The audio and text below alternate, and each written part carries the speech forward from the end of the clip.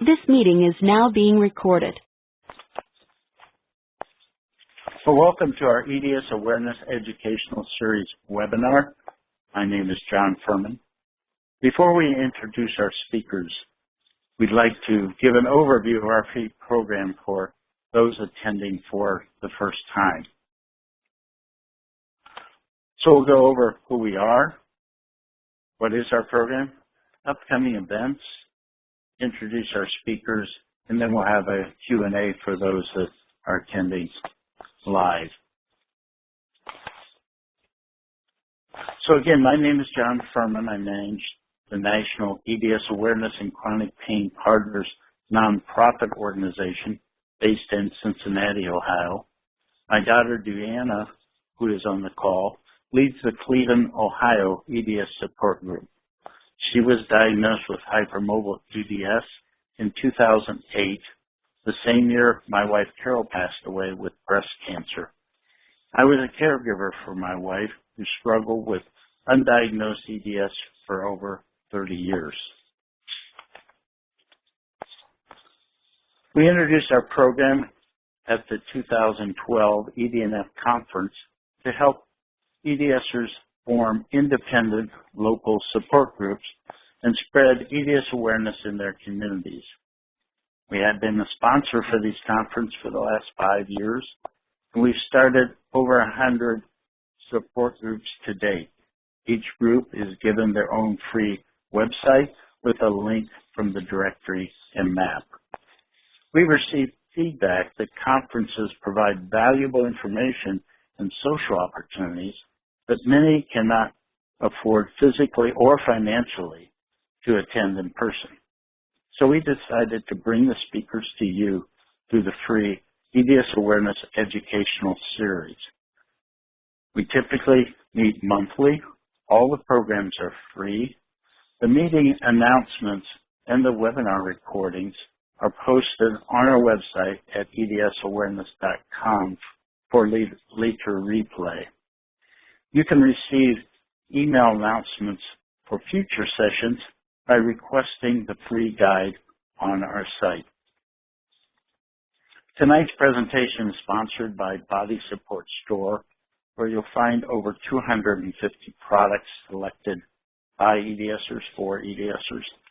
Proceeds from our store and donations to a nonprofit organization help fund these programs. Please visit our store and check out the helpful products that we offer. So just a general disclaimer, this presentation contains general information about Ehlers-Danlos and associated conditions. Members of the EDS community voluntarily participate in this program. The information is not advice. If you're having medical problems now, please call 911 or the emergency services in your location. Always consult a doctor before making any changes to your treatment. Our next webinar will be on Wednesday, July 19, and this will be at 2 p.m. Eastern Daylight Time. Please note that 2 p.m. is not a typical time that we have the webinars, so mark your calendar for that. And Dr. Delia Chiamante will be returning to discuss stress management for EDS. To view our upcoming speakers, visit the webinars page at edsawareness.com for the full schedule. For those attending live tonight, there will be an opportunity for Q&A after the presentation. Add your questions at any time by clicking the Q&A icon at the top of your screen. After typing your question, click the orange button to submit. Our speakers tonight are Dr. Manu Sood and Dr. Katja Kovacic, who will be discussing gastrointestinal motility disorders and cyclic vomiting. Dr. Sood is Professor and Chief Division of Pediatric Gastroenterology at the Medical College of Wisconsin. He is Medical Director of Gastroenterology and Program Director of Motility at Children's Hospital of Wisconsin. He was also awarded Castle Connolly's Top Doctors Award and has spoken at past EDS conference. He has been published in more than 10 journals, including topics such as GI motility disorders, IBS, and GERD. Dr. Katja Kovacic is board certified in pediatrics and subspecialized as a pediatric gastroenterologist. She has expertise and special interest in managing patients with functional bowel, motility, gastroesophageal reflux disease, and feeding disorders, and is part of the nationally recognized GI motility program at the Children's Hospital of Wisconsin Center for Pediatric Neurogastroenterology, Motility, and Autonomic Disorders. She performs motility testing, including pH impedance, esophageal, antoduodenal, colon, and anorectal manometry studies. She is also part of the multidisciplinary feeding team, and her research is focused on developing better diagnostic tools and therapies for complex disorders such as chronic nausea and gastroparesis. Her primary goal is to help children and families who suffer from chronic and debilitating GI disorders achieve the best possible care and quality of life. And we're so excited to have these two great doctors join us tonight, and we wanted to extend both of you a warm welcome and thank you for all you're doing in the field. To first turn over the microphone to Dr. Kovacic, and she will start out our presentation. Thank you. Glad to be here, and thank you everybody for joining. I'm going to do the first part, and hopefully we have plenty of time for questions afterwards. Dr. Sood is going to follow me, and I think then we'll break for some questions after we both are done. So, as mentioned, we'll talk about gastrointestinal motility as well as functional disorders, including cyclic vomiting syndrome tonight. So, first of all, I'm going to review association of functional GI and motility disorders with specifically hypermobile EDS. We'll explore some of the possible mechanisms for GI symptoms and discuss some therapeutic approaches. So, joint hypermobility syndrome was first described not too long ago by Kirk and colleagues in 1967. And later in the 80s, there is a description of a phenotypic overlap of joint hypermobility syndrome with heritable disorders of connective tissue, then called EDS type 3. Then came more and more recognition of GYN problems, chronic pain, and dysautonomia. And really over the last decade, we've seen kind of an explosion of publications, initially in the adult GI world, but also now in pediatrics with association with GI disorders with EDS. And this has led to the EDS International Consortium Working Group, which within different subspecialties have now formed expert review sort of consensus statement, and me and myself and Dr. Gisela Chilimsky were part of the specific GI group, which was just published our review in the American Journal of Medical Genetics, if you are interested. So I'm going to start with a case just to make it a little bit more interactive and applicable. This is a teenage female, and this is a true case, teenage female with daily abdominal pain. She presented with us. To us. She wakes up every day with abdominal discomfort, which is constant. She describes it being a lot worse with food intake, and she has a lot of bloating in her abdomen. Early satiety, meaning you eat a few bites and she feels really full with eating. She also complains of constant nausea, which is perhaps her most distressing symptom because it never goes away. She had an Arnold-Chiari decompression surgery, which had actually resolved the vomiting that she had suffered from earlier on. But now all these symptoms have evolved into progressive weight loss over the past 2 years with consideration for enteral tube feeds. And she has, of course, been seen by innumerable subspecialty doctors and still without clear diagnosis. And this might be familiar to many of you. And the only diagnosis she has is a probably functional GI disorder and anxiety.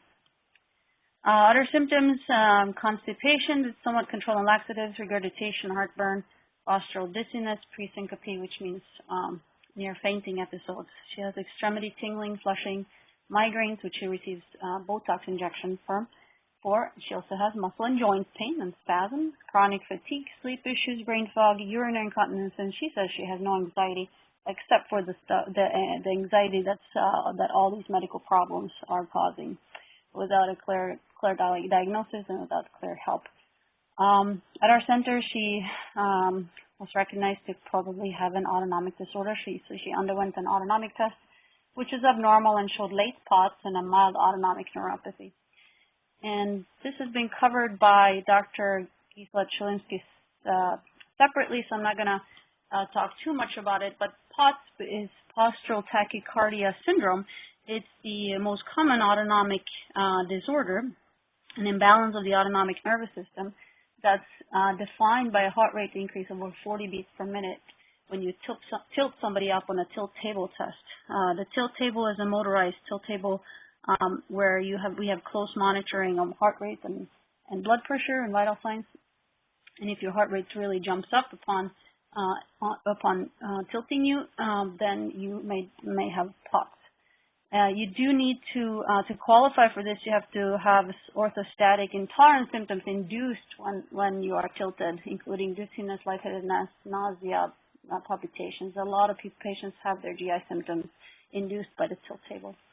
And what a lot of people get confused is that there's usually there shouldn't be a decrease in the blood pressure. So it's really about the heart rate jumping up and inducing symptoms. So that is POTS, and this patient was diagnosed with it. She also has poor wound healing after surgery that actually required plastic surgery to heal. And her joints, of course, fall out of place. So I think you all know what we diagnosed her with, and it's Ehlers-Danlos syndrome, the hypermobile type. She did see genetics to get this confirmed.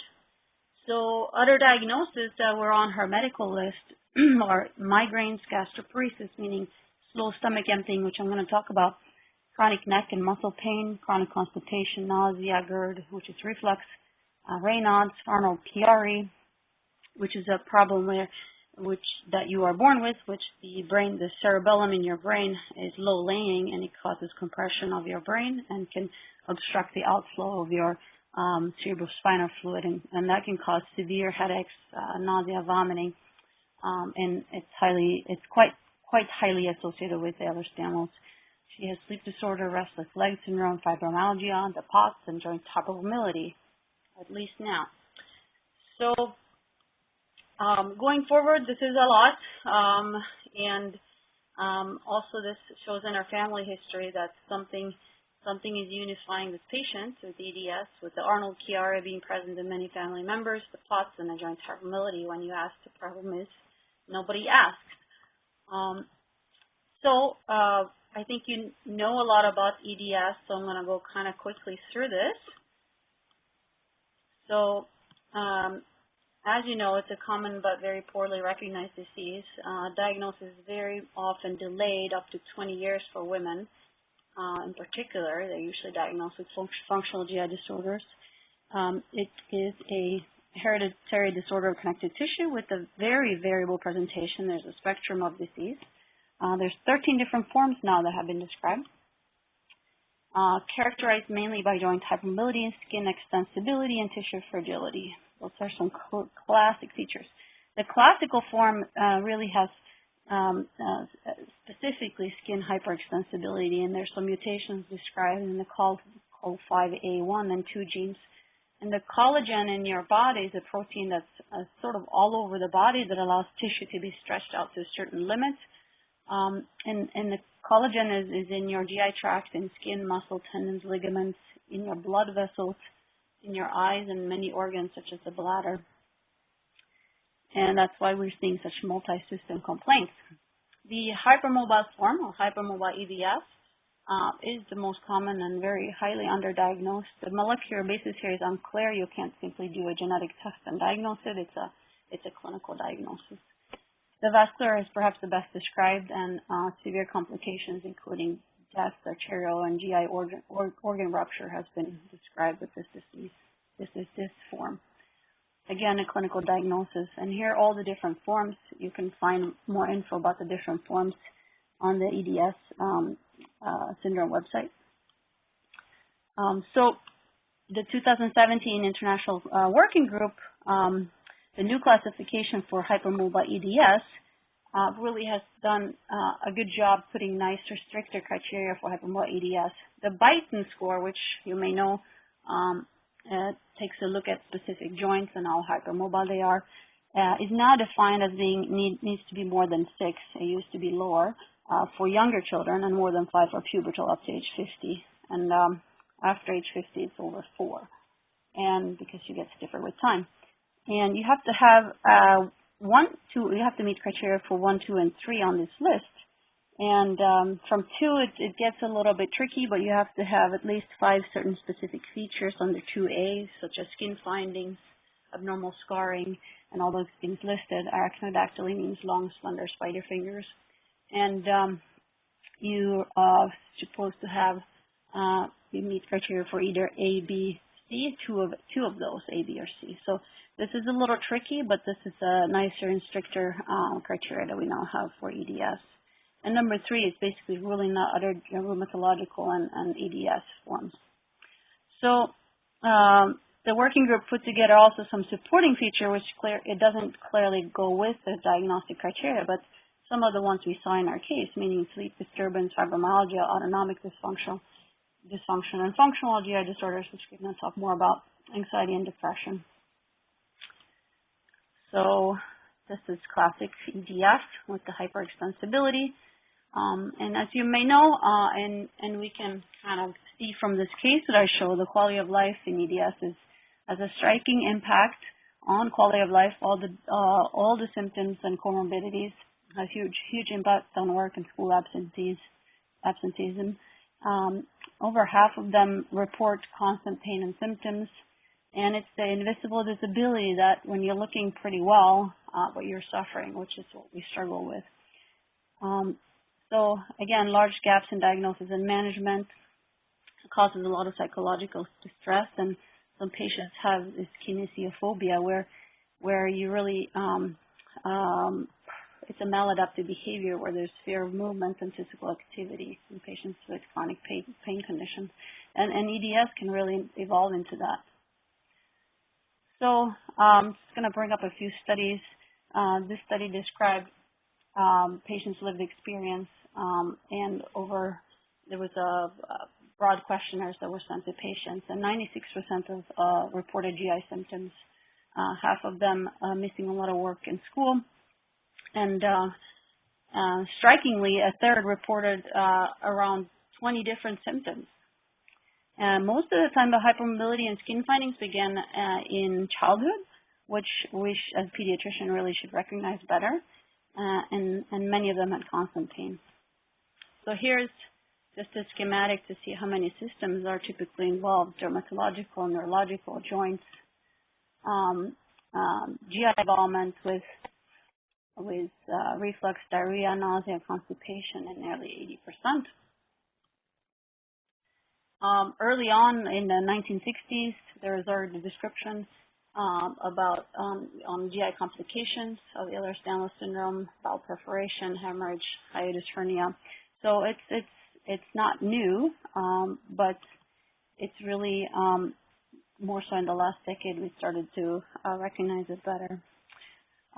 It can be lethal, especially the vascular form, and I am happy that that you are doing this EDS awareness, because both doctors and patients and the general population really could know more about it. So some other studies, this is from France, highlighting the high prevalence of functional GI symptoms. In this study, many patients had reflux. About half of them had irritable bowel syndrome, many with constipation. Again, this is a study from UK showing how functional GI disorders are so common with EDS. Heartburn, fullness, upper and lower GI symptoms are increased with the increasing severity of joint hypermobility, this study described. And they also found that it was more common in younger female and patients with poor quality of life. So Functional GI disorders are extremely common. Again, nausea, fullness, heartburn, regurgitation, a lot of the symptoms that our patients had are well described as prevalent. Another study from the UK really showing the same stuff. You see the same symptoms all over here, so I'm going to go kind of quickly through it. Here's the wall of the digestive tract. We have connective tissue embedded in this serosal layer. The GI tract is a very interesting makeup of a circular muscle, a longitudinal muscle, and nerves that intertwine and form the enteric nervous system. And any changes or abnormalities in the connective tissue here in the GI wall can clearly influence the mechanical properties of the gut wall, and changes in the stretch and tension of the wall likely have impact on what we call mechanoreceptors, really the mechanical properties and the sensation of the gut. We know that there are nerve endings intertwined here, and how then connective tissue disorders probably then are affecting the nerve endings and really entire GI tract. So the pathophysiology of pain-related functional GI disorders have really evolved over time. Not so long ago, in the 1960s and the 1970s, it was still considered a just a psychosocial disorder. It has then evolved into more recognition of abnormal motor function, and then the term visceral hyperalgesia, meaning hypersensitivity of the GI tract. And now we're starting to recognize there's a lot of brain-gut interactions and abnormalities at the central nervous system level. New changes in how the brain networks connect to each other and crosstalk are now being described, and it's a very pretty rapidly evolving field. We're learning more about functional disorders all the time. It's definitely not just a psychological disorder. So the enteric nervous system is often called the small brain. There's millions of nerves that innervate the GI tract, and I'm not going to go into the details, but it's sort of it's thought to function on its own, and then it's highly influenced by the autonomic nervous system, the extrinsic neural interactions. The autonomic nervous system, which I hinted to with the autonomic disorders, are made up of the parasympathetic and the sympathetic nervous system. So everything interacts, and the brain and the gut talks to each other. So what are functional GI disorders? So they are persistent, so recurring GI symptoms that are caused by abnormal function of the GI tract. There's no structural or clear biochemical abnormality where you can say, you have celiac disease, take out the gluten, or you have Crohn's disease, we'll give you a medication and we'll kind of fix it. This is something you can usually live with, but it can be debilitating and very troublesome. Medical tests are normal. Patients go through a lot of testing and sometimes quite invasive, just to be told that you have irritable bowel syndrome and just go deal with it. It is to highlight, it is not a psychiatric disorder for reasons that I've shown. We know that there are abnormalities in these patients in their sensation, and that EDS patients suffer from these functional disorders to a great extent.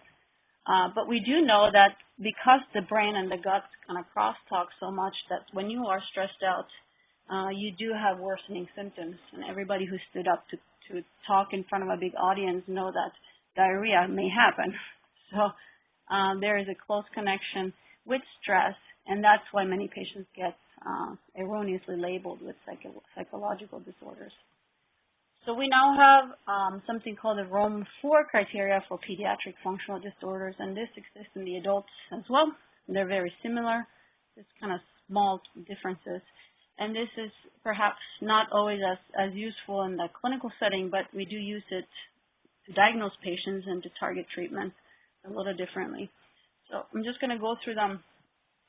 There's three major groups, and the first one is functional nausea and vomiting disorders. Under that falls the cyclic vomiting syndrome, which I'm going to talk about, functional nausea and functional vomiting, which I study quite a bit, and then the rumination syndrome. Then we have aerophagia, meaning air swallowing. Those are all falling under this category.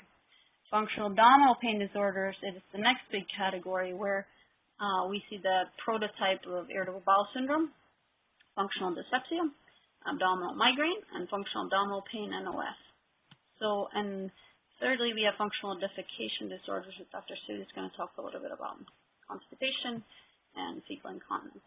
So all of these disorders fall under the functional GI, are all classified as functional GI disorders, and the Rome 4 criteria was recently revised in 2016 to include some of them, including the functional nausea was actually included and wasn't recognized earlier. Some of it based on our studies at our institution. So functional nausea is really somewhat of a disorder of exclusion of other diseases. It's bothersome nausea several times per week for at least 2 months. It's generally not happening with meals or associated with vomiting. So that's a very broad definition. It really may or may not help us all that much, but we have described some specific features in the functional nausea patients that I'm going to talk about. So when you do suffer from these symptoms and the GI doctor or any doctor evaluates you, there's many other things that can cause nausea as well as abdominal pain and the classic symptoms of functional GI disorders. So some things to really rule out are gallstones, gallbladder issues, stomach ulcers, allergic disorders of the GI tract, gastritis, including H. pylori gastritis, reflux, which I'll talk about, and gastroparesis, which is delayed stomach emptying. But there's not just the GI system that can cause nausea. Many neurological disorders, such as migraine, is associated with actually intermittent and also chronic nausea.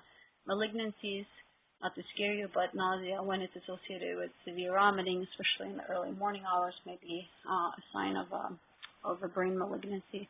Infections, endocrine problems, autonomic dysfunction, which I hinted at earlier, is highly associated with chronic nausea. Pregnancy, of course, we should always rule out. And then stress. There's plenty of data showing that anxiety is associated with chronic nausea, and suffering from high levels of anxiety really lowers your threshold for experiencing nausea. So in our studies here at the Medical College, we have described the nausea pattern in patients with functional nausea, and we compared it to those who mainly suffer from belly pain, and we found that really a high portion of adolescents, mostly adolescent females, suffer from daily nausea, and many of them were constant. So we've kind of set out to describe this patient populations. And a lot of them have the following comorbid symptoms: anxiety, headache, dizziness, fatigue, poor sleep. And you can see that some of them are maybe suggestive of an autonomic disorder, which is really the patients with a lot of dizziness, fainting issues, and chronic fatigue. So we have also described the joint hypermobility and how it's associated with complex functional GI disorders. So we published this study recently, and we looked at 66 patients that were diagnosed with Rome, with a Rome diagnosis, so a functional GI disorders. And we did Beighton scores in all these patients. So this classification was not based on the newest, very inclusive classification of other symptoms. It was really just based on the Beighton scores. And fibromyalgia, tender points, was also evaluated. So we found out in this functional GI disorders cohort that 58% suffered from had joint hypermobility, which is markedly higher than other population, and most of them had irritable bowel syndrome and dyspepsia. We looked at the specific disorders.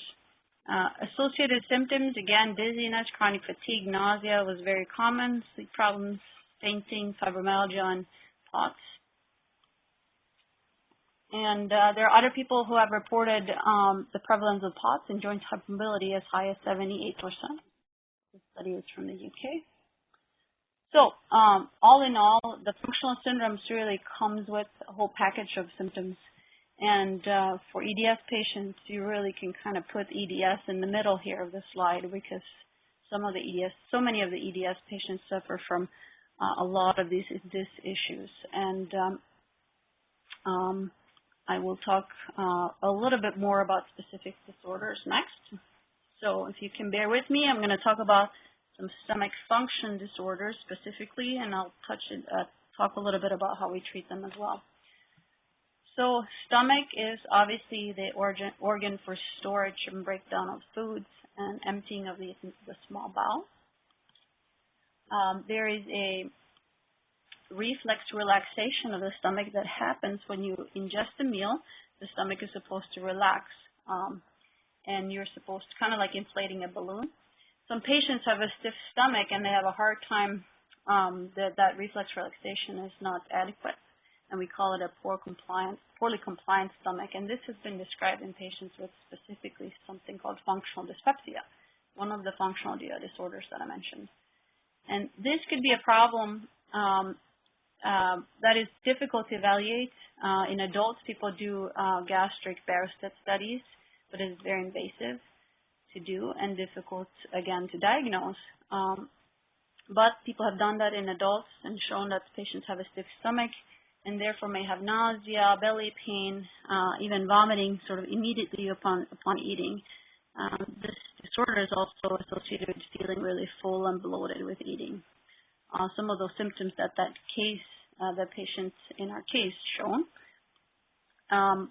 We have a little bit less invasive way of diagnosing this, not perhaps as accurate, but doing a water load test has been described in children, and we're going to start studying this at our institution with a formula where we have patients drink, and patients with functional dyspepsia have been shown to be able to drink less it's called a satiety drink test in patients with who are healthy. So they just sort of can't fit as much in the stomach. And then we try to target the treatment a little bit differently based on if you have a stomach emptying problem versus if you have more of a stiff stomach. So again, children with functional dyspepsia are not able to ingest as much of a meal volume. They were also shown to have a slower stomach emptying rate in this one study. So back to the patient case. Again, she was a female with belly pain and discomfort, feeling very bloated with eating, early satiety and fullness, constant nausea, and the rest we already talked about. So we can't just say that she has functional dyspepsia based on that or that she has stomach emptying delays. We still need to rule out a lot of things. So many things can cause belly pain, such as, for example, a stomach ulcer. So it's important to evaluate or have the doctor evaluate you for a variety of different things before you diagnose the functional GI disorders. That being said, our recommendations is not to go through a lot of invasive testing, but most patients will at some point get an upper endoscopy, and this is a stomach ulcer on the left showing quite a big ulcer in the stomach and a normal stomach to the right. So a little bit about gastroparesis, that is delayed stomach emptying. This patient has a lot of symptoms of gastroparesis. She has belly discomfort, nausea, fullness, and early satiety. This is very similar to the presentation of functional dyspepsia with a stiff stomach. But if you truly have really poor emptying of your stomach, you tend to have vomiting of undigested food, at least if it's severe. And this tends to happen several hours after eating. So that's, in my mind, the best kind of diagnostic separation from patients with functional dyspepsia and gastroparesis. Gastroparesis is a really tough disorder to deal with. We have limited treatment. We have quite limited diagnostic options as well, especially in pediatrics. But we do our best to treat it. And the first thing is to really recognize it. I think many patients with EDS suffer from gastroparesis, and it's often unrecognized. So the symptoms generally get a lot worse with greasy and high-fiber foods because they sit in your stomach and therefore worsen the symptoms, whereas carbohydrates and grazing on foods in small meals is a little easier to handle. Eating liquids or drinking liquids, liquid-based foods and formula is generally better tolerated as well because liquids empty much easier. So gastroparesis is generally diagnosed by the 4-hour gastric emptying test, and this is the gold standard for diagnosis of this disorder. However, especially in children, we have a poor standardization. We have really no pediatric norms on how to diagnose an abnormal versus normal test. We go by adult values. And it's a long test that involves radiation. So treatment, again, there is limited medical treatments for this. Reglan metoclopramide was used more in the past. It's somewhat effective, but there's long-term neurological side effects. If you use it for more than 3 to 4 months, you have to start worrying about some serious possible neurological side effects, even Parkinsonism. So we are very careful using that one in pediatrics. We do use erythromycin, which is an antibiotic with some effectiveness, but it tends to last only for so long, the response. We probably now do more and more Botox injections to the stomach. The pylorus is the muscle that helps empty the stomach. And if you inject Botox during an endoscopy, you can help relax that muscle and the stomach may empty. It's just difficult to know if a patient is going to improve.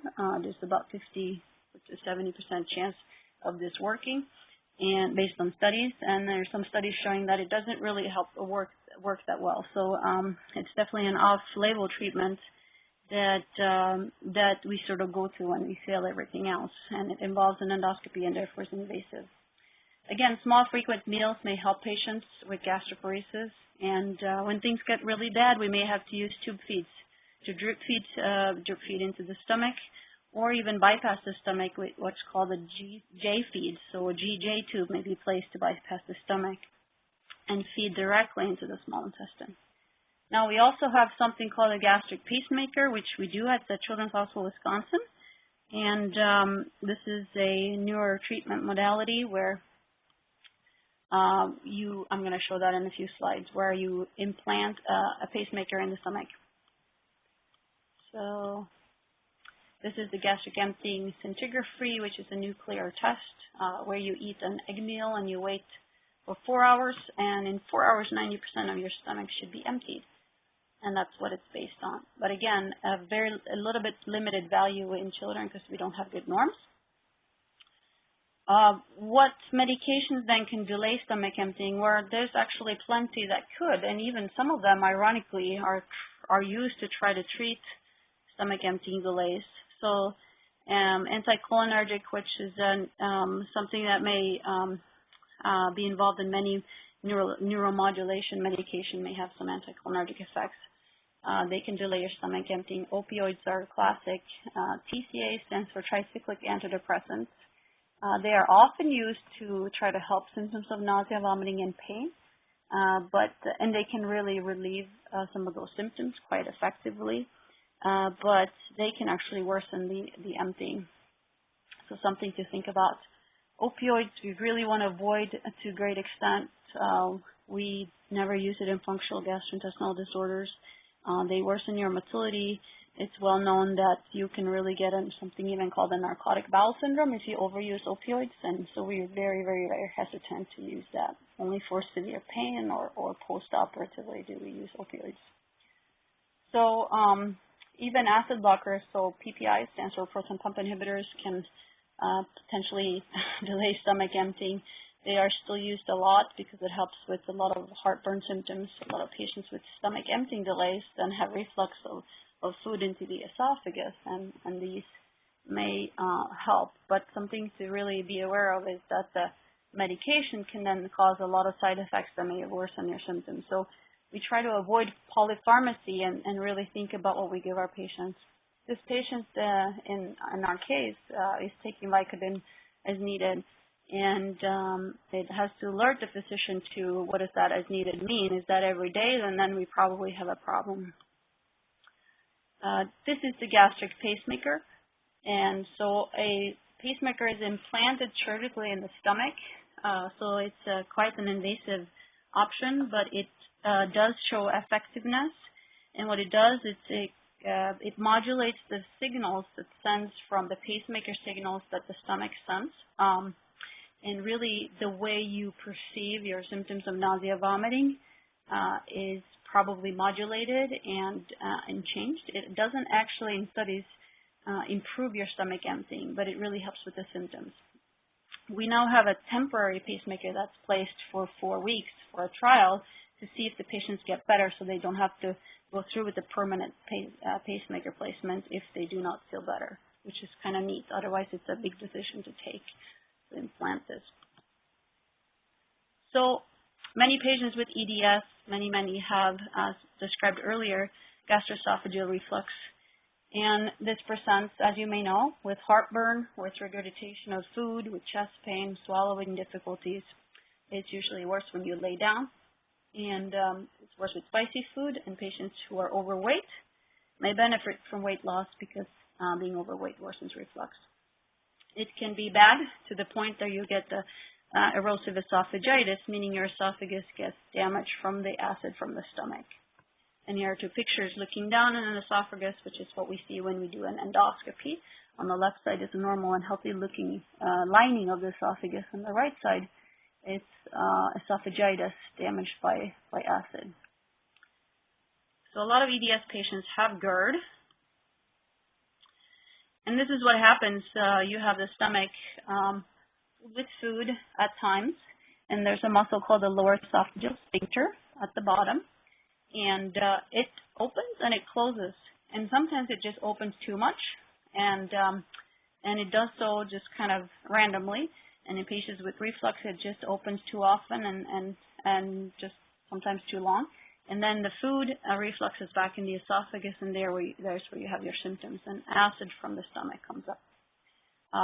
If you have an esophageal a hernia there, that can set you up for bad reflux. And patients with EDS, as you may know, have a propensity to develop hernias. So having a periesophageal hernia where the tissue from the stomach kind of protrudes upwards changes the normal anatomy of this area and puts you up for, and it changes your normal anti-reflux barriers, and it puts you at risk for worse reflux. So that's something that EDS patients really have quite a bit. Sorry, I jumped too far.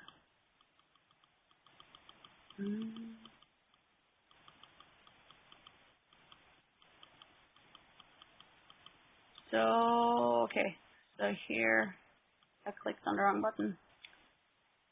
So if you do think you suffer from bad reflux, this is often just diagnosed clinically, but it may be worth doing some testing to really sort it out so that patients don't just get treated with acid blockers forever and ever.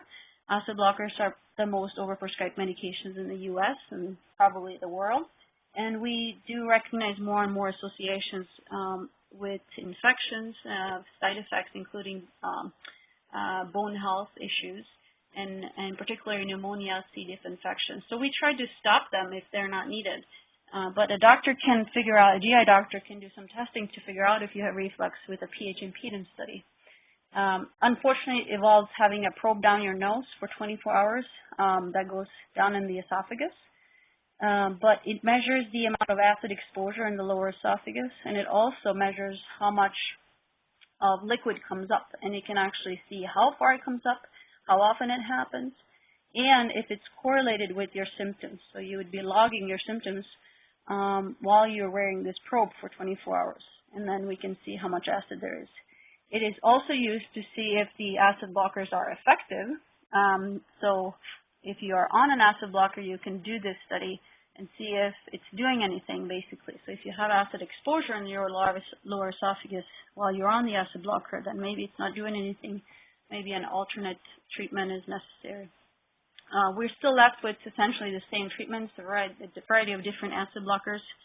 Sometimes it can be worth trying different ones, but we have, again, a little bit limited of treatment options for GERD. There are self-surgical options as well, but we don't go there until we really have to. So switching gears a little bit, and I am almost done. Cyclic vomiting syndrome is more common than most people know. It's also a functional GI disorder, part of the vomiting disorders, as part of that Rome criteria. It presents with severe episodic vomiting in cycles. So these patients are fine, they're fine, and then they vomit. These episodes happen from weeks to months apart. The vomiting is really severe. It happens over and over again. And even if you empty your stomach, if you have an infection and you vomit, you empty your stomach, you feel better. Here you don't. You just keep vomiting. So it's an awful disease. It's debilitating. I don't know exactly the prevalence and how common it is with Ehlers-Danlos, but I do suspect that it is more common like any other functional GI disorder. The prevalence have been described as 1 to about 2%, which is actually more common than celiac disease. So there are certain triggers. This is a disorder that it's closely related to migraines. It's kind of, I think of it as a cousin to migraines, and many patients have the same exact features. They may have a headache, they can't handle light and sound, they're lethargic and pale, and they just need to lay in a dark room, just like a migraine attack. So just like with migraines, triggers are positive and negative stress. This disease tends to present in 4 or 5-year-olds when it first starts. So on their birthday, they start vomiting because they get excited, which is really sad. Infections, foods, car ride, motion sickness, all these things can act as triggers. And then once we get to the periods and teenage years, then the periods can also trigger episodes. So there are patients who have this every month, and they really suffer. So it is also a clinical diagnosis, and you really just need to ask a few questions. You do need to think about ruling out other GI disorders, such as surgical conditions when your bowel is malrotated. You may want to do an upper endoscopy just to make sure there's nothing wrong as far as an ulcer or something. But usually these attacks are very they're very identifiable because they're always looking the same. And they're completely normal in between. So episodic nausea, vomiting, lasting up to 10 days, and you need to be healthy in between. So patients who vomit every day or regurgitate, that's not cyclic vomiting syndrome. So 88% are well in between, and nearly all of them look stereotypical, so they all look the same. So same thing happens each time. So no junk food. Treatment strategies, and this is more targeted towards EDS patients. There's many things that can be done. Many times nothing really is an easy or quick fix, but one of the things that is described as one of the most effective things is physical therapy, stretching, exercise for EDS patients. And for patients who suffer from autonomic disease and have all the postural symptoms with dizziness, fainting episodes, they can actually kind of exercise themselves. We now have sort of tilt exercises where patients trains themselves to be upright more and more. And some of these patients can't even stand upright for minutes at a time. So you kind of lean backwards to a wall and exercise yourself in being upright. Cold avoidance may help to avoid some of the joint pains, and weather changes can be a trigger. Fluid and salt is important if you have an autonomic disorder. We prescribe salt, so it's about 4 to 6 grams per day and about 80 ounces of water. And again, we talk about exercise because many patients get tried on 15 to 20 drugs, and in the end they come back and they get worse from side effects from drugs, and they come back and they realize that exercise is really what helps as much. Cognitive behavioral therapy probably is very beneficial for most patients, and relaxation strategies, again, doesn't mean that this disorder is in your head or it's a pure psychiatric disorder. It's just there's so much stress going on with having this disease that most patients really benefit from some CBT. I often suggest acupuncture and talk about different dietary triggers. Many patients with functional GI disorder, which was beyond the scope of this talk today, but they benefit from some patients have a gluten intolerance, and there's a new thing called the FODMAP diet, in IBS, and a lot of these things can be tried, but it's trial and error usually.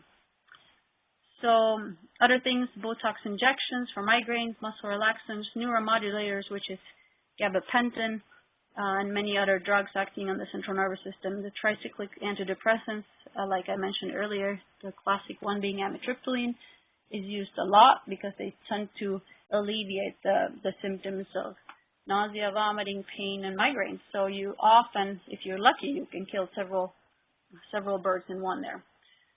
SSRI antidepressants are used sort of in combination to try to help a lot of the symptoms. There is data that antidepressants help the bowel symptoms in functional GI disorders. We don't go there, of course, if we don't have to. And some of the other treatments here listed are used depending on what type of features you have and what type of comorbidities. Just to touch about one of our exciting new treatments at Children's Hospital Wisconsin, we just performed a very large randomized control trial, which is a nice study design. We have a new device that is somewhat based on acupuncture principles, although it's not acupuncture. It's an electrical device that delivers electrical stimulation to your ear. There's lots and lots of data on ear acupuncture, and this has been done for decades, showing improvement in pain and well-being. There are many nerves, several nerves that innervate the ear, and we think that we're stimulating several of these nerves with this device. So you wear it for 5 days, and it delivers stimulation on and off for those 5 days, and you take it off at home.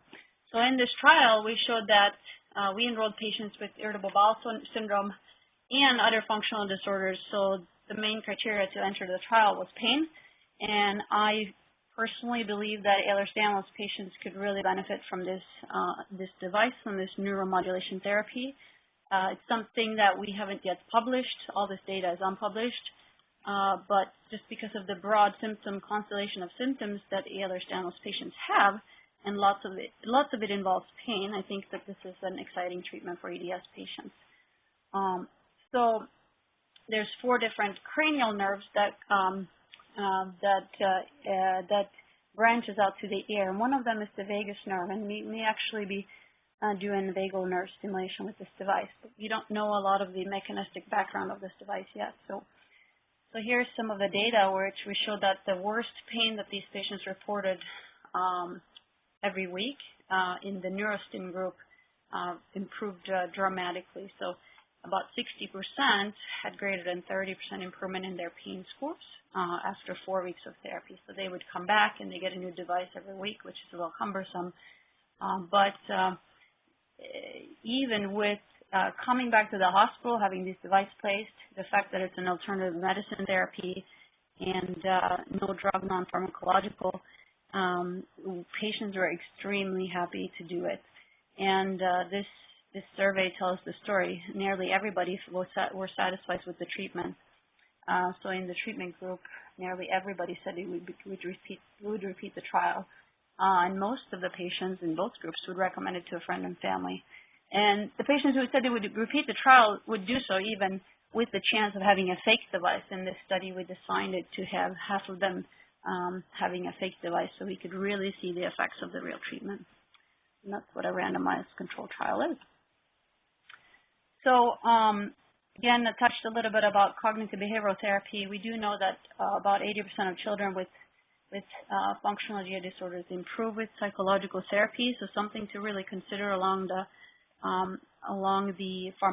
either with the pharmacotherapy or on its own, trying to avoid the drugs. And we do see that there's many studies that show that this works for functional GI disorders. So we can think of the treatment to functional GI disorders as a pyramid, where if your symptoms are somewhat mild and you're functioning and you're going to school and working, you may get away with some cognitive behavioral therapy, relaxation, diet modification, perhaps looking into the FODMAP diet, and just sort of going upwards to the pyramid when things get worse, or if you have a patient that really is not doing well, maybe you need to start with some of the drugs. We use simple things like peppermint oil and alternative medicine when we can. Melatonin has shown that it also can help belly pain, not just sleep. And rifaximin is an antibiotic, which you see in the middle there. It's sometimes used and is shown to be effective for irritable bowel syndrome when there's suspected bacterial overgrowth. So SIBO stands for small intestinal bacterial overgrowth. And a lot of patients with irritable bowel syndrome have bacteria that kind of migrate from the colon that's not supposed to be in the small intestine, and they ferment and produce gas, and that causes gas and bloat and the bowel symptoms in EDS. So some of these patients may just benefit from this from an antibiotic. It's not always that simple, but it's worth trying. Ciprofloxacin is a drug we use a lot in kids. Unfortunately, it can cause us weight gain, so teenagers don't really like it, but it can help with nausea, and it seems to help those patients with that stiff stomach with the functional dyspepsia. Helps with nausea, fullness, and really allows them to eat better.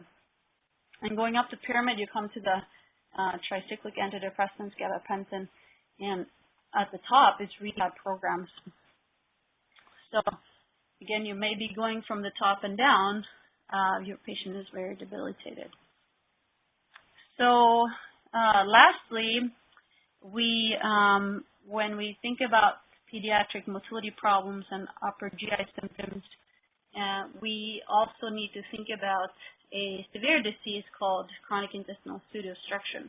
This is a true motility disorder that presents quite dramatically with a severely distended abdomen with a total gut shutdown. So episodic abdominal distension that almost presents like essentially a bowel obstruction, but you don't have a surgical obstruction.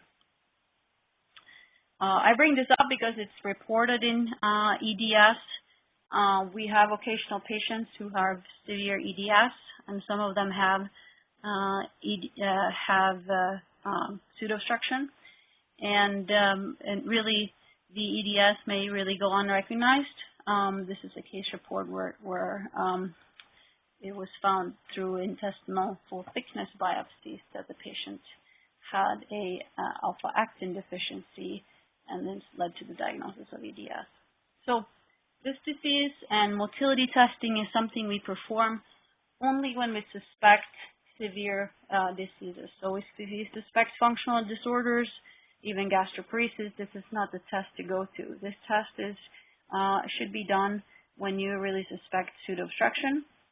It can be used to diagnose rumination syndrome, which I didn't talk about, but that's an effortless regurgitation of foods that happens upon meal ingestion, and it's more of a kind of like it's not, I want to call it a behavior problem, but it is a learned behavior that can be unlearned, and that can be diagnosed with these tests. So antroduodenal manometry is really reserved for the patients who are suspected of a true motility disorder. It's not all that pleasant because the catheter has to be placed through the nose, and we look for certain patterns. We have, Dr. Sood will talk a little bit more about motility testing, but we look for certain contraction patterns that go through the gut. We look in the fasting state, we feed them a meal, and we give some medications, and we look for certain patterns. In a normal intraduodenal manometry, essentially rules out pseudoobstruction. But again, I want to make it the point that if a motility disorder is suspected, this test can be done. Otherwise, it has limited utility.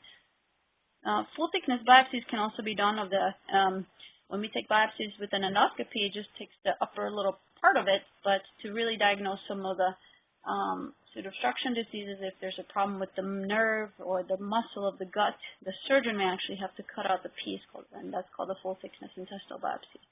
And this is, again, also reserved for patients that you suspect have pseudoobstruction.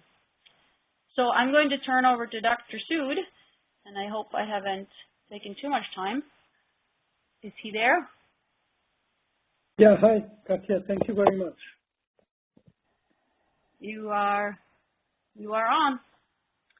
And Great. I'll take some questions, I guess. Unless you want to do it now, I think it's maybe best that we talk about questions afterwards.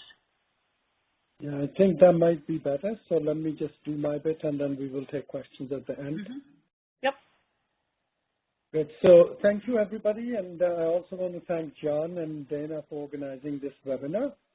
And thank you all for whoever is still on this webinar. I know it's been over an hour now. So my presentation is not going to be that long. I'm going to focus mainly on constipation and some of the defecation disorders which can be seen in patients with EDS. These are my financial disclosures. I'm not going to talk about any products which are made by any of these companies. So the objective of my talk, as I said, is going to be to try and explain what constipation means. And there are basically two types of constipation which, as a physician, we look into. One is called functional constipation, which means that you don't have any underlying disease. However, I think patients who have EDS may not fall into the functional constipation group. When we talk about constipation, there are objective criteria which have been proposed by a national organization called NASPGHAN, and they have proposed clinical and physical examination-based evaluation, which is sufficient in about 70 to 80% of children. So any specialized testing is not generally required. When we look at children who have chronic constipation, which means that you have symptoms which are lasting more than, for me, it's about 6 months. Some of these patients can have symptoms for years. So when you look at children who have chronic intractable constipation and you look at their quality of life, there are several studies which have come from Australia, South America, and then there's one study from United States which have shown that chronic constipation and fecal incontinence, where the child leaks stool into the underwear and has difficulty with toilet training, has significant impact on quality of life. And compared to a chronic GI disorder called inflammatory bowel disease, the quality of life in children with constipation is much worse. So the point I'm trying to emphasize here is that a lot of patients who come to see me actually have been treated by their family practitioners or pediatricians, sometimes for months and years, before they actually seek opinion from a gastroenterologist or a motility specialist. So we did a large multi-center study looking at the impact of constipation and fecal incontinence on quality of life in children. And this is a quote from one of the mothers whose child was part of our study. He was a 7-year-old boy, and I'm going to read this out to you. So describing how constipation has impacted this family, she says, it's become a daily conversation item in the house. One thing we talk about every day is, has he pooped? Did he clog the toilet? This problem has seeped into every part of our life. Even his little sister, who was 5 years old, is checking on him. And this little boy was completely devastated by the problem he had and difficulty with toilet training. He was in elementary school, but he was going with an underwear and he had to change it at school because he was soiling. So what is the general impact of constipation on the healthcare utilization in the United States? There was one study which showed that we spend about $4 billion a year in managing children with chronic intractable constipation. So this is a big problem. And as I mentioned, these are the guidelines which were published by the European and North American Society of Pediatric Gastroenterology to help standardize evaluation and treatment of children who have constipation. And I'm not going to go into too much detail, but usually when you see a gastroenterologist, we worry about some of the underlying disorders and how can you pick these alarm symptoms based on a good history. So if your child has constipation starting early on in life, like usually in the first month of life, or if they've been delayed in passing the first bowel movement, which is meconium, or there is family history of a condition called Hirschsprung's disease, then I think there is a degree of urgency that you need to sought help from a gastroenterologist. If your child is passing really thin pencil-like stools, that's concern for kind of like anal stenosis or some sort of rectal malformation. Or if you see blood in your child's stool, or they are having problem with weight gain or growing, then you need to go and see a physician. If none of these symptoms are present, then it's usually a straightforward functional constipation.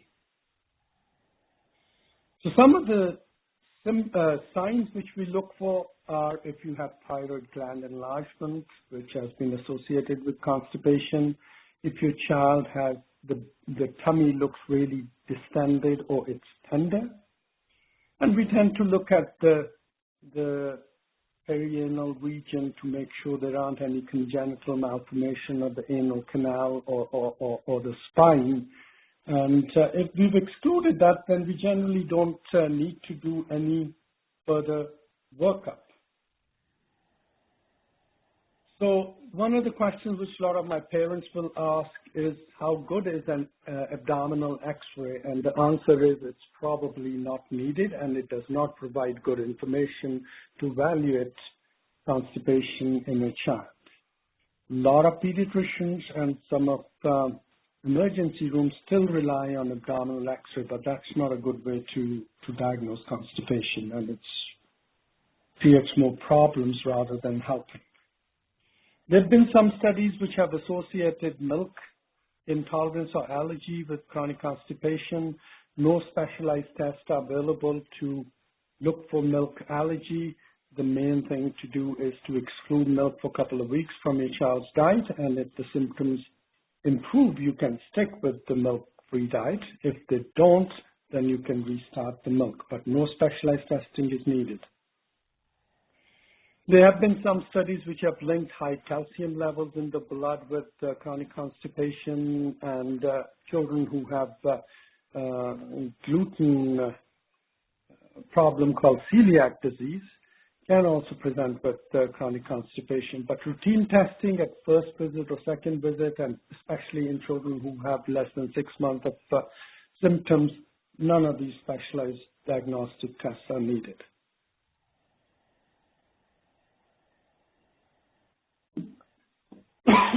Excuse me. So Dr. Kovacic mentioned the nervous system of the bowel, which is present deep inside the muscle lining of the bowel.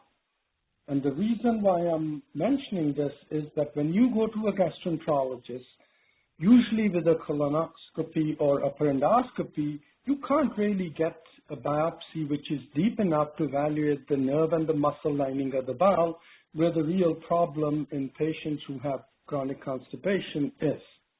So getting a colonoscopy is not going to be helpful in getting you the answer. So how do we treat functional constipation, which means that some of these signs and symptoms which are mentioned are not present? There's no family history of chronic constipation or Hirschsprung's disease. And if you have a child with less than 6 months of symptoms, then we usually will recommend normalizing fiber. Make sure your child is drinking plenty of fluids.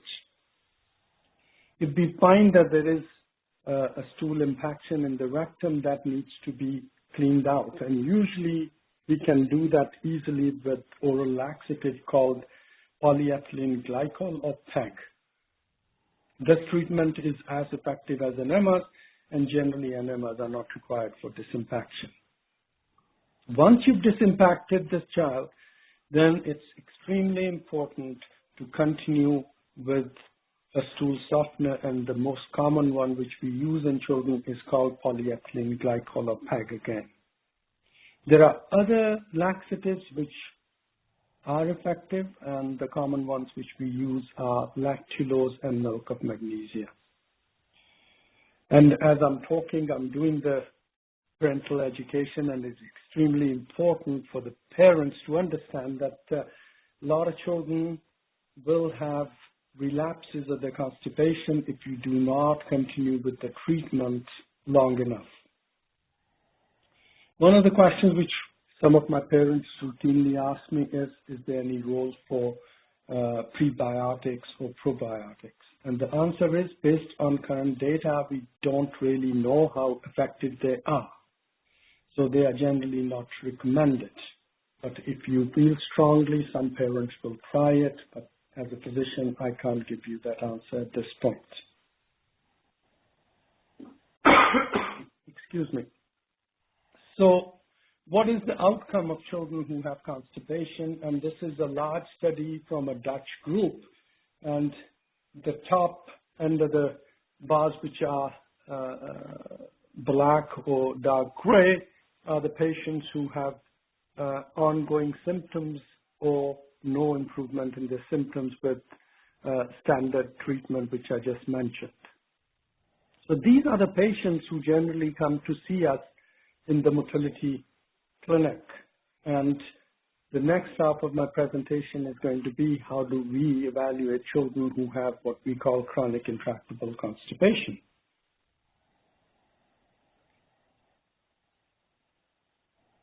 So when we see children with chronic constipation, we generally tend to divide them into two groups. So one group is that you have what we call slow transit. So the food and the stool inside the bowel is traveling very slowly, and I'll talk in a little bit more detail about that later. The other group does not have any transit problem, so the food and the stool is traveling at a normal speed inside the bowel, but they have what we call a stool expulsion problem, where they have difficulty in pushing the stool out, and I'll talk in a little bit more detail about that now. So one of the disorders of stool expulsion is what we call dysenergia. What do we mean by dysenergia? So this is a cartoon of the rectum and the anal canal. Once the stool is inside the rectum, it will flow along the pressure gradient. The anal canal has a muscle ring which is called the anal sphincter. Normally, this muscle ring is tight and does not allow any leakage of stool. However, when the rectum is filled with stool, the anal sphincter starts to relax. And then to enable the stool to come out, you need to bear down and relax the anal canal or the pelvic floor. And if you do that appropriately, then you will have a bowel movement.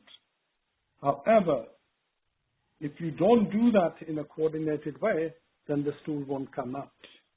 So one of the disorders where you have either a problem with the nerve innervation of the bowel and the anal sphincter is not functioning is called Hirschsprung's disease. And the way to diagnose this is to do a deep biopsy, which is not done through a colonoscope, but by a special device called the suction rectal biopsy. So this will be to exclude Hirschsprung's disease. Another way of looking at nerve innervation of the bowel is to do an anorectal manometry test. And as I mentioned, if you look at the top right-hand corner of this slide, there is a cartoon of the rectum and the anal canal with a little tube which is called the anorectal manometry catheter. And at the tip of that tube, there is a balloon. And as I mentioned, as the rectum gets full of stool and there is buildup of pressure, there is a reflex relaxation of the anal sphincter in anticipation of a bowel movement.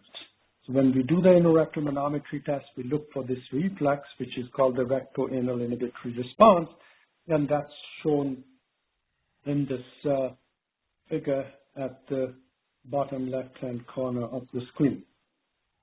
When we inflate the balloon and increase the pressure in the rectum, there is relaxation of the anal sphincter, which is shown in that red bar at the left-hand side of the screen. And the moment we inflate the balloon, the color changes to green, which means the pressure inside the anal canal has dropped.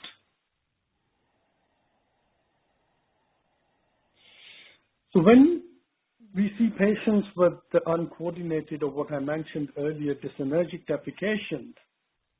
So the moment they feel the urge to defecate and they're sitting on the toilet, instead of relaxing the anal sphincter, they actually squeeze the pelvic floor and increase the pressure inside the anal canal. And if you shut the opening of the bowel, then poop will not come out. To have a bowel movement, you need to relax the anal canal, which is shown in this light green color in the bottom half of the image. So the way to treat patients who have uncoordinated, or what we call dysenergic defecation, is to do what is called biofeedback training. So you can go to an occupational therapist who are specially trained, and they can teach the child how to coordinate the bearing down and relaxation of the pelvic floor. And usually if you do about 4 to 6 sessions, about hour-long sessions, in adults, about 60% of patients get better. In children, the data is a little bit controversial. This is a study done by a Dutch group almost 20 years ago. And they had an unselected group of children with constipation, and when they did biofeedback training, there was no benefit compared to standard laxative therapy.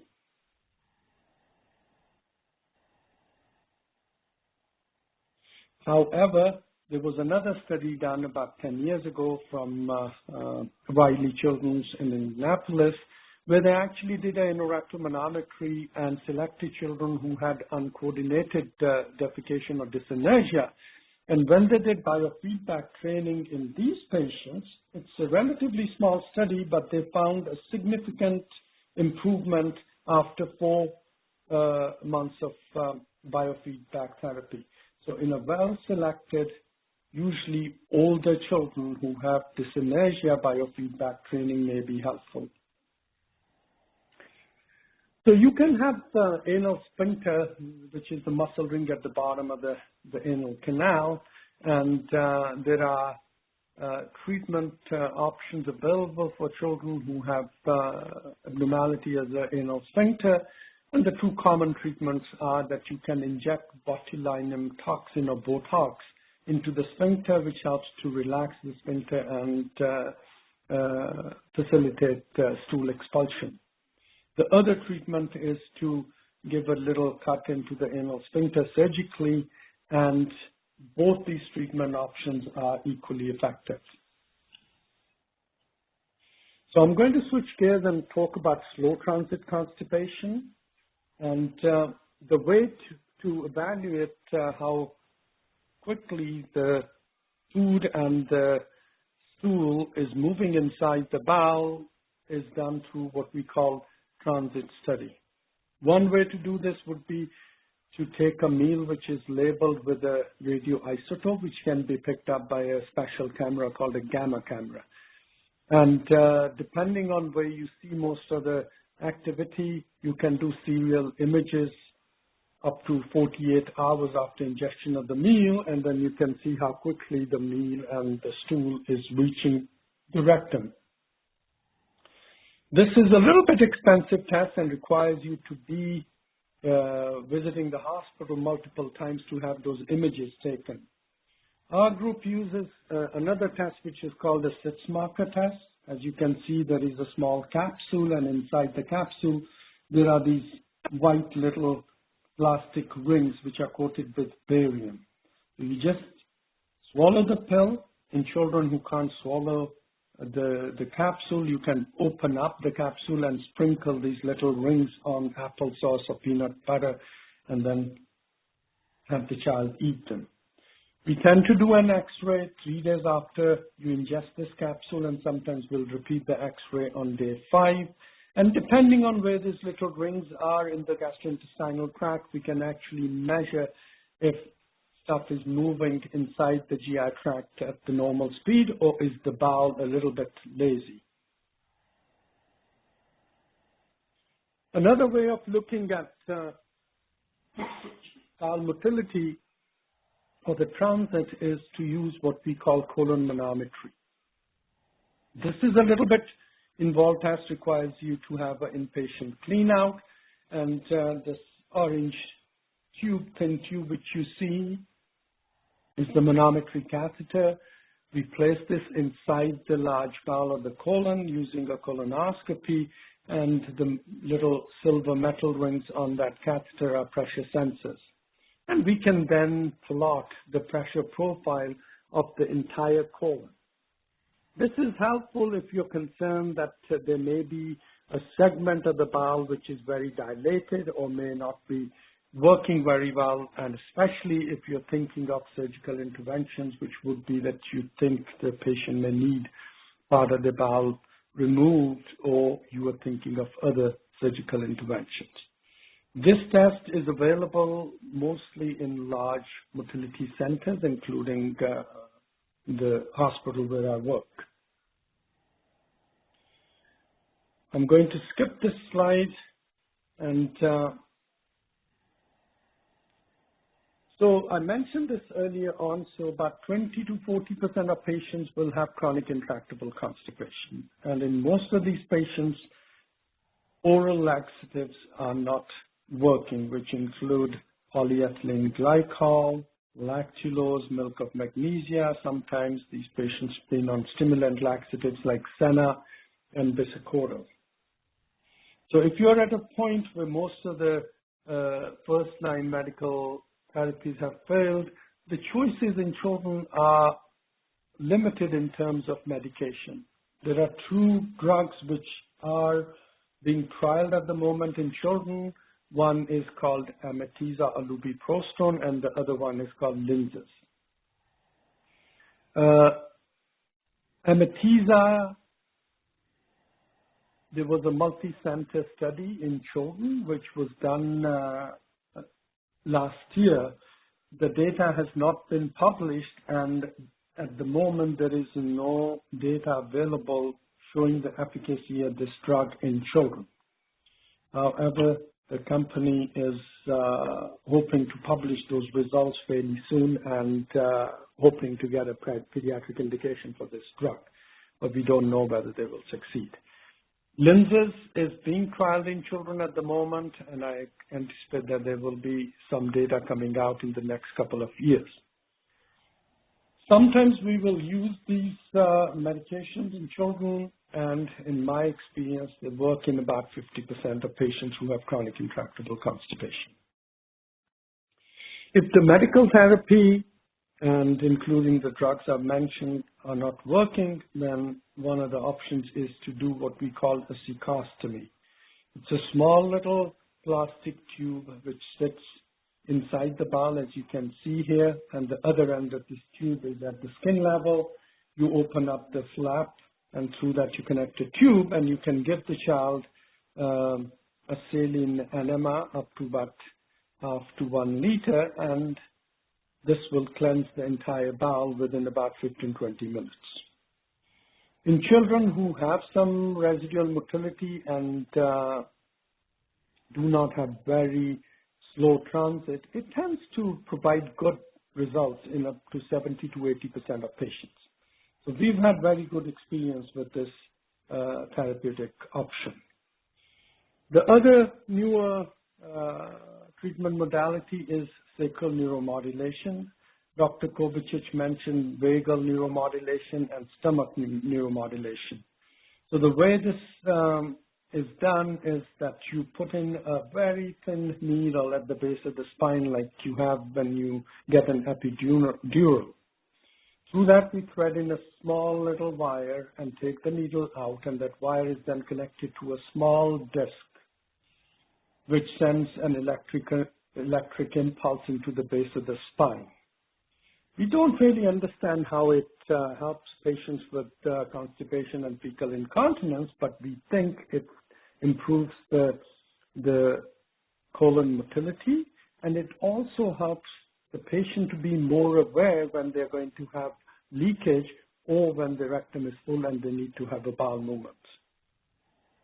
Adult data suggests that about 50% of patients with constipation and fecal incontinence will improve with this treatment modality. In children, the data is fairly sparse. There's been 2 small trials which have been done in Netherlands, and there is data from a center in Ohio. And they have shown about 70% of patients, pediatric patients, with follow-up up to 1 to 2 years show improvement. We offer this treatment at our hospital, and we have presented our experience, which is very similar to what has been published by other centers in children. So in our group, about 70% improvement. The longest we have done this in a child is about 3 years. So chronic constipation is a common problem in children. Most patients will have what we call functional constipation, which usually improves with first-line laxatives, fluid optimization, and fiber. Patients who do not improve in 6 to 12 months may need further evaluation, and I've talked about how we can evaluate the bowel transit, what is the role of anorectal manometry and colon manometry, and some of the surgical options available for managing constipation and fecal incontinence in children. So thank you very much for staying with us, and I think now we can start taking some questions. Yes, thanks, Dr. Sood. You can go ahead and start with a list of questions in the Q&A box at the top of the screen. So I think Dr. Kovacic is online as well. Yep, I'm here. I can take the first one, perhaps. Yeah. I guess. So the first two questions are for you, Dr. Kovacic. Yep.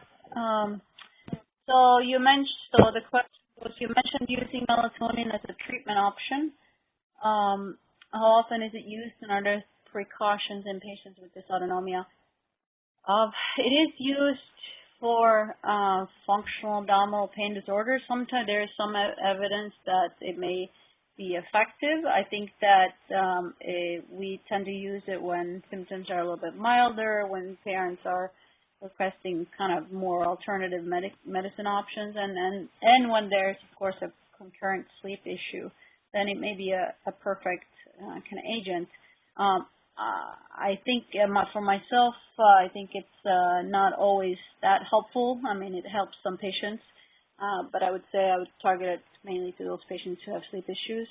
But there is a little bit of data that it may affect, most of this is animal data from rats, but that it may affect gastrointestinal motility, because not only is the melatonin released from your brain, there's also a supply of endogenous melatonin in the GI tract, and there is some data that patients with functional disorders have a lower supply of this endogenous melatonin.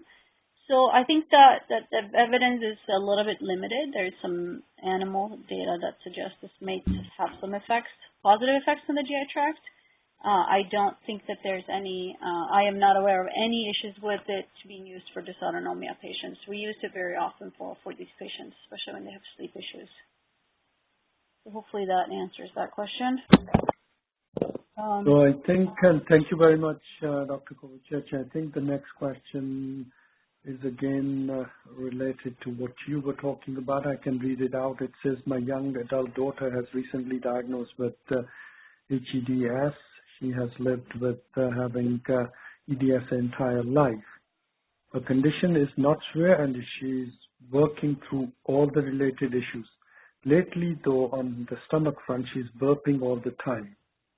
And I'm curious if that is something that anyone else had had, or if the doctors have noticed that in other patients. Mm-hmm. Yeah, I've seen this, and I've seen some severe belching. Actually, in relation with dysautonomia, there's burping and belching is difficult to treat. It's difficult to, there's really no testing for this, but there's a few things to consider. One of them, of course, being, could it be reflux? Probably not, but something to consider is using acid blockers. Burping may also be a sign that there is spectral overgrowth. So especially if there's bloating and burping, and kind of belly distension. So small intestinal bacterial overgrowth, which I mentioned can be treated with an antibiotic such as rifaximin or Flagyl, is something that we don't look for that often and probably a bit under-recognized and under-treated. Unfortunately, there's no good test for this. In adults, they sometimes use a breath test for it, but it's not a terribly good test, so we can't really test for this in pediatrics. So we simply treat empirically with an antibiotic. But if these two things are not thought to be the case, then I wonder about kind of a vagus nerve problem. The vagus nerve, which I mentioned in terms of the ear stimulator, does innervate your diaphragm, which controls breathing, and hiccups and burping can be elicited if there's a vagal neuropathy. And I do think that, so there's no really test for this, but patients with dysautonomia may have a vagal nerve problem because that's part of the autonomic nervous system. And I have definitely seen some severe belching issues with autonomic disorders. And again, very difficult to treat. I'm hopeful that some of our new therapies, including the air stimulator, may potentially help with some of these issues, but I don't have anything to back that up yet. Any other comments on that topic, Dr. Sood? No, I think that's fairly comprehensive. The other reason for burping will be that sometimes you feel bloated and you want to relieve that sensation. So you want to try and get rid of that gas. A lot of times when you try to burp, you actually end up swallowing more air. So the medical recommendation is try not to burp, and usually burping is not a symptom of any underlying disease. However, as Dr. Kovacic mentioned, sometimes bacterial overgrowth or delayed gastric emptying can cause that bloating, so you may want to be evaluated for that. So I think the next question I can probably take is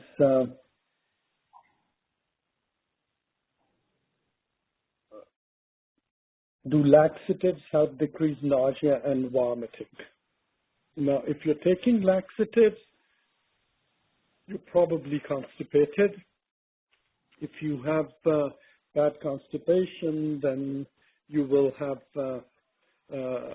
most likely rectal impaction, and if you're impacted, that has been shown to slow down your stomach emptying. So the stomach becomes slow. If you have a slow stomach, then you will probably have nausea with that, and sometimes you can have discomfort. So if you're using laxatives for chronic constipation, yes, it can help to relieve nausea and vomiting. So next question is, I get hiccups at least. To take that one? I get hiccups at least once a day. I can take it. Can this have anything to do with GI issues? This is, I would say hiccups is probably a benign thing, but it can also be a sign of a vagal neuropathy with an irritation of that vagus nerve. But unfortunately, to my knowledge, we don't have a way of really evaluating these things. You have any other comments on that, Dr. Sood? No, I agree, and I think we can move on to the next question, which is I had a barium swallow test, and I think the gist of the question is that it probably was slow to move out of the stomach, and does this mean that I may have a transit problem? Yes, you may, but barium is not a very good test to evaluate transit, so I would probably not automatically conclude that if the barium took a little while to move out of the stomach, that you may have slow bowel transit. However, if you have symptoms of bloating or pain or nausea or vomiting, then yes, probably doing a transit study, which in this case would be a gastric emptying study, may be helpful. So Dr. Kovacic, would you like to take the next question? What diet do you recommend for hEDS with constant nausea and motility problems? So it's a difficult question because it depends a little bit about the underlying problem. So constant nausea clearly can be a presentation of delayed stomach emptying, and that can be evaluated, especially in an older person with that stomach emptying test, the 4-hour test with an egg meal. If that's the case, then you have delayed stomach emptying, and some of the symptoms that I talked about, fullness with eating, problems with greasy, fatty foods, then you are much better off avoiding greasy and high fiber foods. So a lot of patients feel that fiber is healthy, but in these cases it makes you worse. So a liquid diet with formulas, Ensure, Boost, or whatever, shakes, but also taking small frequent meals would be important. Otherwise, constant nausea and motility problems. So it really, constant nausea, it really depends on what's the underlying problem here. I think it's always, with a lot of functional GI disorders, it's always worth pursuing things like a gluten-free diet. I think that's something you could try on your own, but you have to be very strict. Even if you don't have celiac disease, that can be tried. And then also look into the low FODMAP diet, FODMAP. But those are things that are a little bit difficult to do on your own, and we really recommend guidance.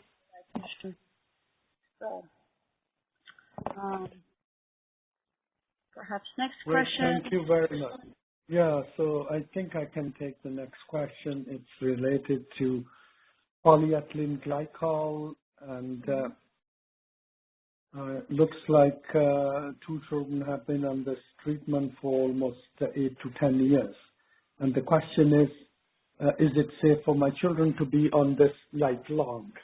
And the answer to this question is that I cannot answer this based on any data, because long-term trials to look at the safety and efficacy of polyethylene glycol are not available. The American Academy of Pediatrics and North American Society of Pediatric Gastroenterology, Hepatology, and Nutrition put out position statements saying that their members, which would include most of the pediatricians in this country and pediatric gastroenterologists, have used polyethylene glycol for years, and they do not report any concerns or any significant adverse events in the patient group. There is an ongoing trial looking at systemic absorption of polyethylene glycol and its safety in children long term, and that trial is being conducted at Children's Hospital of Philadelphia. The results are not back, and to answer this based on data would need to be kind of delayed till we get those data back. So the next question is related to constipation, so I can take that. Are there colonic microbes or bacteria that could help constipation? So this is an interesting question. I think there are some interesting studies coming out, both in children and in adults, looking at the role of gut microbiota in constipation and some of the functional GI disorders, which Dr. Kovacic mentioned. In adults, I think it's been shown that some of the microbiota can be altered in patients who have chronic constipation and irritable bowel syndrome, and normalizing or changing that flora could help relieve symptoms. So I feel that there is going to be more studies coming out in the next 2 to 5 years, and the preliminary data looks quite interesting. So yes, there could be a role for microbiome and microbiota. And then there's a follow-up question. If there's bacterial overgrowth, would it be worth trying a probiotic before going to an antibiotic? I always say yes, try probiotics. There's some data that it helps patients with irritable bowel syndrome with their bloating and belly issues. I see it sometimes helping, but not terribly frequently, but I do encourage patients to try them. It's very benign, so cultural or in kids, perhaps Florist for kids are some good options. I think that it can always be tried.